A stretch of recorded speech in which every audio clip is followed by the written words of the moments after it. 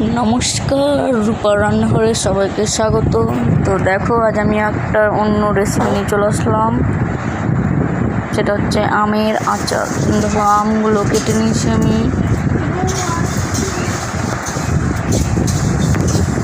দেখো, মোটা মোটা পিস করে নিয়েছি আমগুলো, আমি টুকরো করে নিয়েছি। তারপরে আমি একটা শুকনো মশলা বানিয়ে নেব। তাতে দেবো শুকনো লঙ্কা, মৌরি, মেথি আর সর্ষে। ভালো করে একটু ভেজে নেব।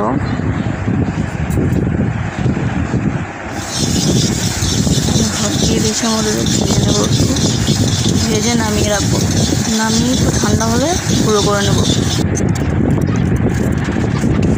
তারপরে তেল দিয়ে দিলাম, পাঁচফোড়ন দিয়ে দিলাম, একটা শুকনো লঙ্কা ভেঙে দিয়ে দিলাম। এরপর দিয়ে দেবো এটা ফোড়নটা ভাজা হয়ে গেলে আমগুলো দিয়ে দেবো। আমগুলো নাড়বো।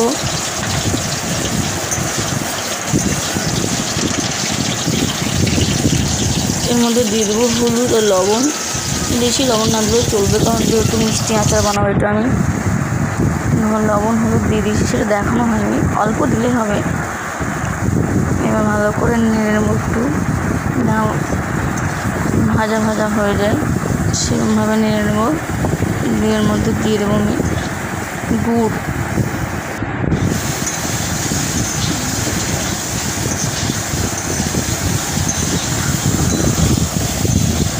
দেখো, ভাজা হয়ে গেছে আমার।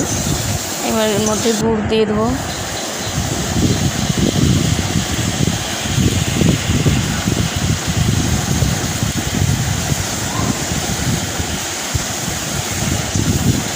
গুড় দিয়ে ভালো করে নাড়তে হবে। শুধু গুড় দিয়ে করে নিয়ে, এর মধ্যে চিনিও দেওয়া আছে, এবার চিনি দেবো। দেখো, চিনি দিয়ে দিয়েছি।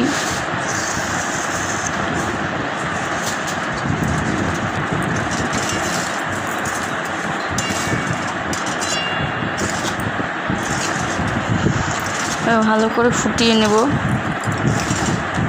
আর আমটা মোটামুটি 1 কেজি একটু কম আছে, তাই 500 গুড় আর 250 মতো চিনি দিয়েছি আমি। এতেই বেশ ভালো মিষ্টি হয়েছে। শুধু গুড় দিয়েও করা যায়।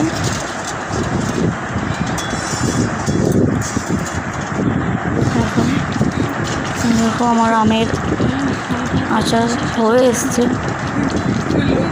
আর কিছুক্ষণ ফোটাতে হবে, গুড়টা যাতে শুকনো শুকনো ভাব হয়ে যায় সেরকম করতে হবে। দেখো, আমার আচার পুরো রেডি। এবার নামিয়ে নিতে হবে। দেখো, কালারটা কত সুন্দর এসছে না? তারপর এর উপর ভাজা মশলাটা দিয়ে দেবো, যেটা গুঁড়ো করে রাখা আছে। ভেজে নিয়েছি প্রথমে, যেটা দেখিয়েছি, ওটা গুঁড়ো করা আছে, ওটা দিয়ে দেবো এর মধ্যে। দিয়ে মিক্স করে নেব, তাহলেই হয়ে গেল আচার রেডি। এবার এটাকে আমি রোদে দিয়ে দেবো। তো আজকের রেসিপিটা তোমাদের কেমন লাগলো আমাকে কমেন্টে জানিও। আর আমার চ্যানেলটা সাবস্ক্রাইব করে দিও, একটা লাইক করে দিও। এইভাবে একবার বাড়িতে বানিয়ে খেয়েও দেখবে, খুব ভালো লাগবে। তো আজকের মতো এখানেই শেষ। টাটা।